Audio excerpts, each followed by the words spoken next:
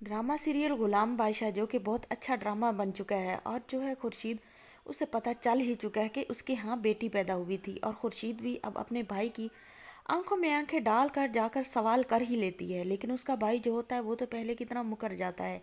वो कहता है कि तुम्हारे यहाँ बेटी पैदा नहीं हुई थी, ऐसा कुछ भी नहीं है, बेटा हुआ था और वो भी मर गया था। तो अब जो होती है खुर्शीद वो अपने भाई से कहती है कि आप लोगों की तो बातें ही मैच नहीं करती। सैफ जहाँ कह रही थी कि मेरे यहाँ बेटी पैदा हुई थी और मरी भी नहीं थी, मेरी बेटी कहाँ है?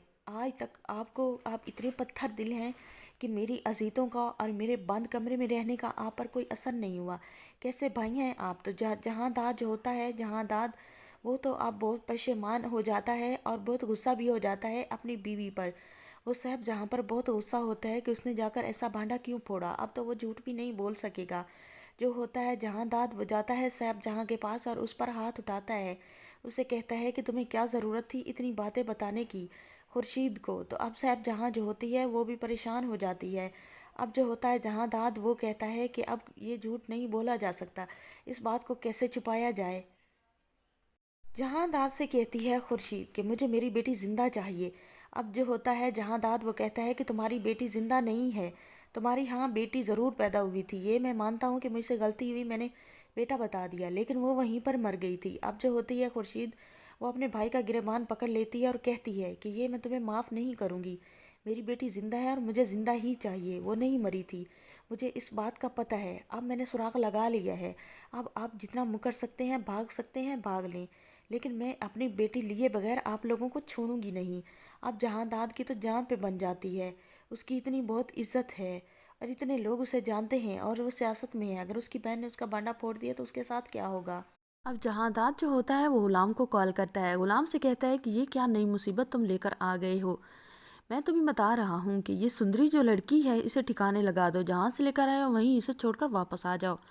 अब गुलाम उधर से निकल पड़ता है। तो अब बाद में जहांदाद को ख्याल आता है कि ये लड़की जिंदा रही तो ये फिर भी वापस आ सकती है सुंदरगढ़ में। तो वो जो होता है गुलाम को आर्डर देता है कि उस लड़की को मार दो। गुलाम जो होता है फ़ोन सुनकर उसके हाथ कांपने लगते हैं, वो मारना नहीं चाहता।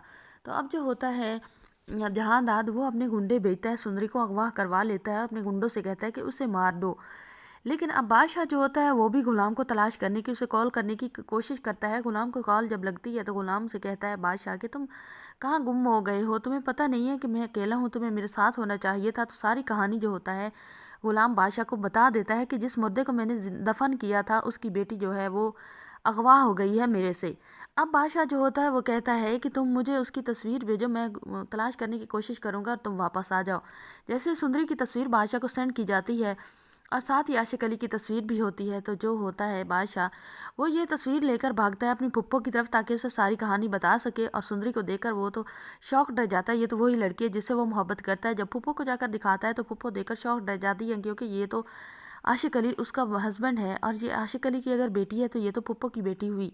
अब पुप्पो बहुत गुस्सा होती है और वही तस्वीर लेकर वो भागती है अपने भाई के पास। भाई के पास जाकर कहती है कि ये देखें, आशिक अली भी जिंदा था और मेरी बेटी भी जिंदा थी, मुझे मेरी बेटी चाहिए हर कीमत पर।